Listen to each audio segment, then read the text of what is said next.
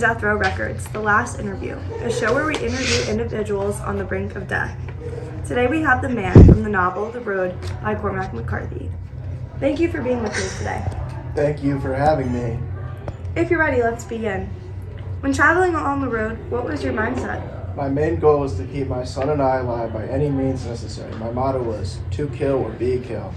And I stand by this even at my last moment.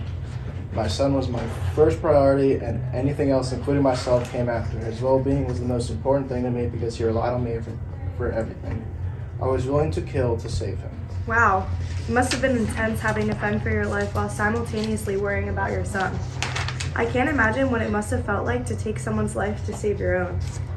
Through the background knowledge I have of your life already, I know you had to teach your son something unexpected. What pushed you to teach your son how to kill himself? Just in case I died or went exploring to collect resources and never came back. My intention was not to pressure him into doing anything, but to give him the option in case anything happened to me. Also, I wanted him to have a way of escaping in case any of the bad men caught him. I would hope that he would choose to carry the fire, as we always say, and find the good people, but if worse came to worse, I wanted him to have a way to join his mother and I. The amount of fear your son probably felt throughout your journey must have been immense. Teaching your son the proper way to kill himself, I can't believe that.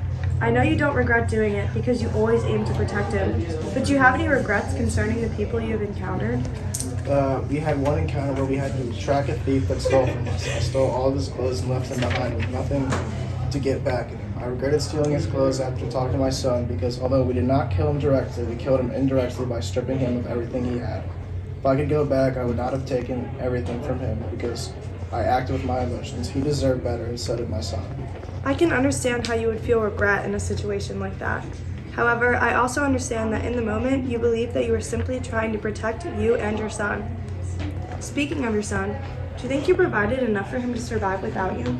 No, I wish I could have given him a normal life without having to be on the run all the time. I think I taught him enough about survival where he should be okay on his own for some time, but I wish I was able to show him more about the real world.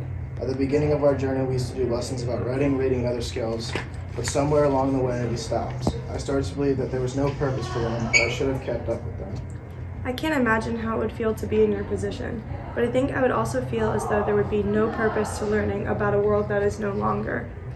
What has your journey taught you in your final moments? That my son has to carry the fire without me and that there are good people out there. I should have cherished my time with my son more and I took advantage of our relationship. There is nothing more important than family because at the end of the day, that is all you have. I should have treated others with the same respect I want in return, like my son always told me, and to not live by the motto of kill or be killed. That is really inspirational, and thank you for being with us today in your last moments. This has been Death Row Records, the last interview with the man from Cormac McCarthy's novel, The Road. Thank you for being with us tonight. Perfect.